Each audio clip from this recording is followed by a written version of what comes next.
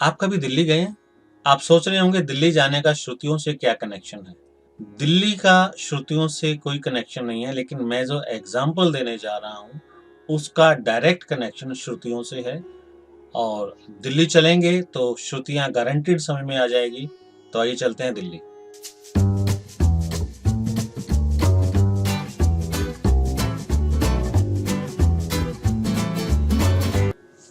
नमस्कार, संगीत की क्लास में आपका स्वागत है और मैं हूं वीरेंद्र भारद्वाज। और आज मैं आपके लिए एक ऐसा टॉपिक लेके आया हूं जिसे आमतौर पे थोड़ा बोरिंग समझा जाता है, लेकिन ये मेरा दावा है कि जिस तरीके से मैं आपको समझाने जा रहा हूं, आप बड़े मजे से इस टॉपिक को सीखेंगे, समझेंगे और बड़ी आसानी से पूरा टॉपिक आपकी टिप्स पर होगा। और उस टॉपिक का नाम है श्रुति। जी हाँ, श्रुति कितनी है और उन श्रुतियों पर स्वरों की स्थापना कैसे की जाती है, ये सब हम सीखने जा रहे हैं इसी टॉपिक में। और क्वेश्चन बनता है, श्रुति किसे कहते हैं, भारतीय संगीत में कितनी श्रुतियां हैं, श्रुति स्वर स्थापना सिद्धांत का विस्तार पूर्वक वर्णन करें। इस ट्यूटोरियल को बनाने में और खासकर इसकी एनिमेशन बनाने में मुझे बहुत समय लगा है। मेरा ये प्रयास आपको कैसा लगा, आपको सीखने में मजा आया या नहीं आया, आपको समझ में आया या नहीं आया, ये सब कमेंट बॉक्स में जरूर बताइएगा। और अगर टॉपिक अच्छा लगे तो शेयर और सब्सक्राइब जरूर कीजिएगा। आइए चलते हैं अपने टॉपिक की ओर। आप कभी दिल्ली गए हैं? आप सोच रहे होंगे दिल्ली जाने का श्रुतियों से क्या कनेक्शन है। दिल्ली का श्रुतियों से कोई कनेक्शन नहीं है, लेकिन मैं जो एग्जाम्पल देने जा रहा हूँ उसका डायरेक्ट कनेक्शन श्रुतियों से है। और दिल्ली चलेंगे तो श्रुतियाँ गारंटीड समझ में आ जाएगी। तो आइए चलते हैं दिल्ली। दिल्ली जाने के यहाँ से दो रास्ते हैं, बाई ट्रेन और बाई रोड। तो आइए चलते हैं, बाई ट्रेन चलते हैं। हालांकि आजकल लॉकडाउन की वजह से ट्रेन बंद है, पैसेंजर ट्रेन तो बिल्कुल ही बंद है, लेकिन हम मान लेते हैं कि सब कुछ ठीक हो चुका है, कोरोना जा चुका है और सभी ट्रेन पहले की तरह रेगुलरली रूटीन में चल रही हैं और भगवान करे वो दिन जल्दी आए। तो यहाँ से दिल्ली जाने के लिए सुबह 6:20 पर एक पैसेंजर ट्रेन चलती है और हम उसी ट्रेन में दिल्ली जाने वाले हैं। तो सबसे पहले चलते हैं रेलवे स्टेशन पर। ये है हमारे जींद का रेलवे स्टेशन। क्योंकि मैं जींद में रहता हूँ तो यात्रा मेरी जींद से दिल्ली की ओर चल रही है। पैसेंजर ट्रेन के बारे में आप जानते ही होंगे, वो प्रत्येक स्टेशन पर रुकती हुई जाती है। ट्रेन जींद से चलती है और बिशनपुरा जो कि नेक्स्ट स्टेशन है वहां जाकर रुक जाती है। फिर बिशनपुरा से चलती है और कुछ ही किलोमीटर चलने के बाद किनाना जो कि नेक्स्ट स्टेशन है वो आ जाता है। ये जरूरी नहीं है कि आप सभी स्टेशनों के नाम याद रखें, आप स्टेशनों के नंबर 1, 2, 3, 4, 5 भी रख सकते हैं या ABCD जैसा कुछ नाम भी रख सकते हैं। यहाँ ये एग्जाम्पल समझना जरूरी है, स्टेशनों के नाम याद रखने बिल्कुल जरूरी नहीं है। उसके बाद ट्रेन किनाना से चलती है और कुछ ही किलोमीटर बाद जयजयवंती आ जाता है। उसके बाद फिर जुलाना नेक्स्ट स्टेशन है। वैसे आपकी जानकारी के लिए बता दूं कि जयजयवंती नाम से हमारे हिंदुस्तानी संगीत में एक राग भी है और हरियाणा में ऐसे 71 मतलब 71 गांव ऐसे हैं जिनके नाम रागों के नाम पर रखे गए हैं। इसके बाद बता पाएंगे अगला स्टेशन क्या है? मुझे पता है, किला जफरगढ़। इस रूट को मेरे से बेहतर कोई नहीं जानता। एक्चुअली मेरी ससुराल दिल्ली में ही है तो इस वजह से सारा रूट मुझे कंठस्थ है। किला जफरगढ़ से चलते हैं, फिर अगला गांव या स्टेशन खरेंटी है, उसके बाद लाखन माजरा, फिर कुछ किलोमीटर बाद समर गोपालपुर और फिर आता है आपका रोहतक। तो जींद से रोहतक जो कि मात्र 65 किलोमीटर की दूरी पर है और इस 65 किलोमीटर की दूरी पर ट्रेन के 7 से 8 स्टॉपेज हो जाते हैं।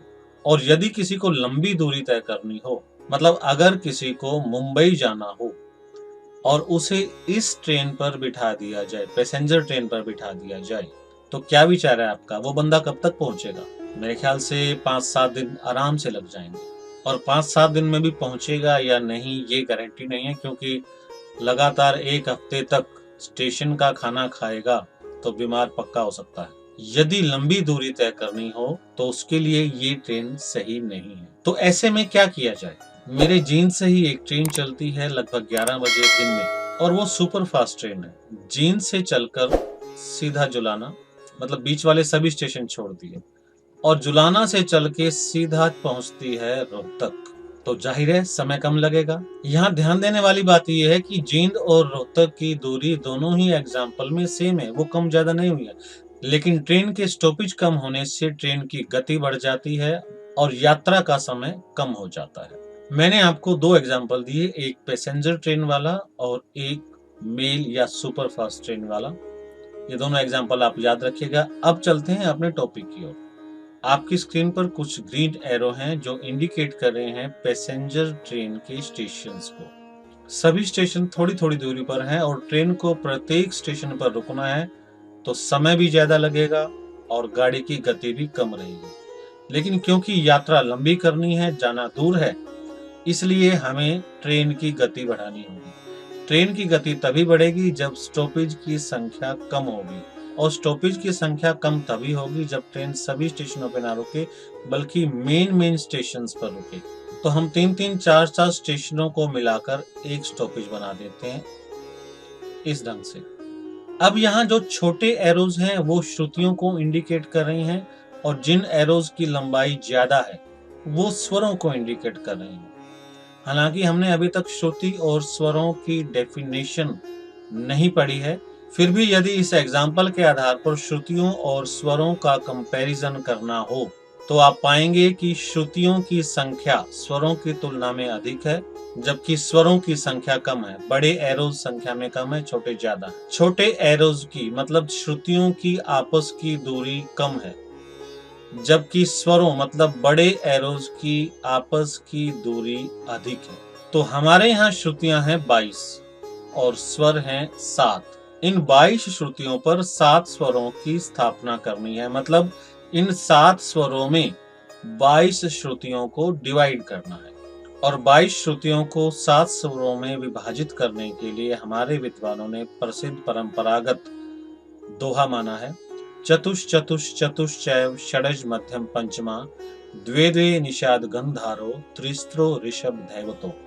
अर्थात षडज मध्यम और पंचम की 4-4 श्रुतियां, निषाद और गंधार की 2-2 श्रुतियां और ऋषभ और दैवत की 3-3 श्रुतियां मानी गई हैं।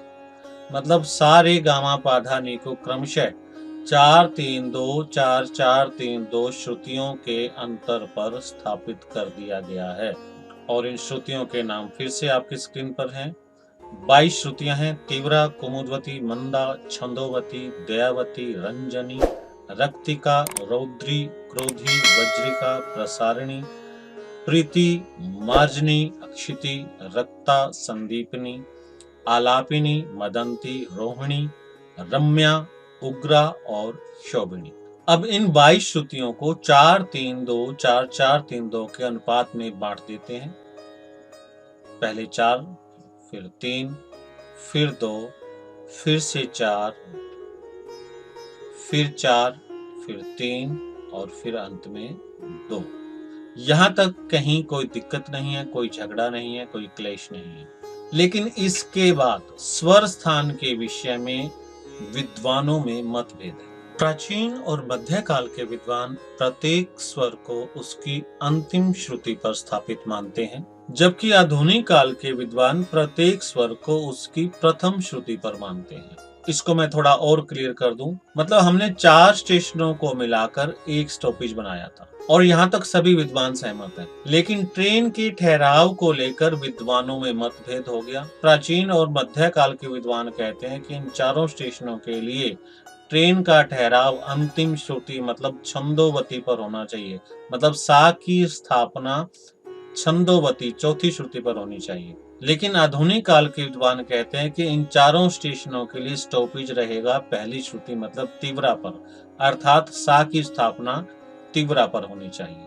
मतलब प्राचीन और मध्यकाल के विद्वान प्रत्येक स्वर को उसकी अंतिम श्रुति अर्थात चौथी श्रुति पर सा को, 7वीं पर रे को, 9वीं पर गा को और 13वीं पर मा को, 17वीं श्रुति पर पा को और 20वीं श्रुति पर धा को और 22वीं श्रुति पर नी को स्थापित करते हैं। जबकि आधुनिक काल के विद्वान प्रत्येक स्वर को उसकी प्रथम श्रुति पर स्थापित करते हैं, जैसे पहली पर सा को, फिर 5वीं पर रे, 8वीं पर गा, 10वीं पर मा, 14वीं पर पा, 18वीं पर धा और 21वीं पर नी। अब रह गया विकृत स्वरों का स्थान। विकृत स्वरों को स्थापित करने के लिए ये नियम है कि शुद्ध स्वर के पश्चात एक श्रुति के अंतर पर अर्थात किसी स्वर से तीसरी श्रुति पर विकृत स्वर की स्थापना हो सकती है। इस हिसाब से सा के बाद तीसरी श्रुति मंदा है, इस पर कोमल रे आएगा, और रे पांचवी श्रुति पर है तो पांचवी से तीसरी श्रुति रक्तिका होती है, मतलब रक्तिका पर कोमल गा आएगा।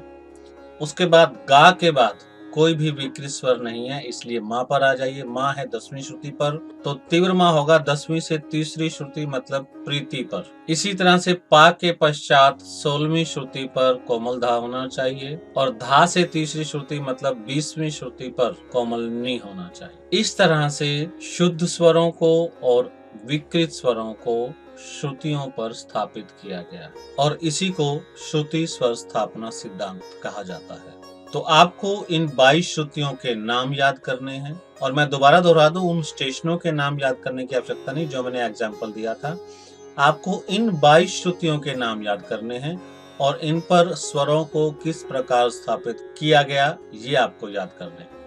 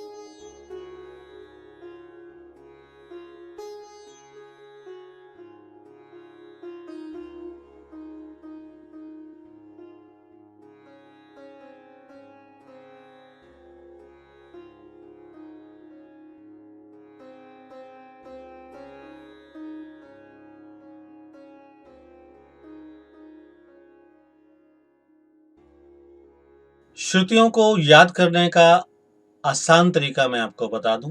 पहला तरीका तो यह है कि आप इन्हें श्रुतियां ना माने बल्कि अपनी फ्रेंड्स माने, आपको आसानी से याद हो जाएगा। और अगर फिर भी याद ना हो तो दूसरा तरीका है, इसको गाकर याद कर लिया जाए। आप अपना कोई भी फेवरेट सॉन्ग लें और उस सॉन्ग में से शब्द निकाल के इन श्रुतियों को फिट कर दें और गाकर याद कर लें। मैंने भी इन श्रुतियों को गाकर ही याद किया हुआ है, और वो गाना कौन सा है और कैसे किया हुआ है ये मैं किसी और वीडियो में आपको बता दूंगा। तो आज के लिए इतना काफी है, फिर मिलते हैं अगले टॉपिक के साथ। तब तक के लिए नमस्कार।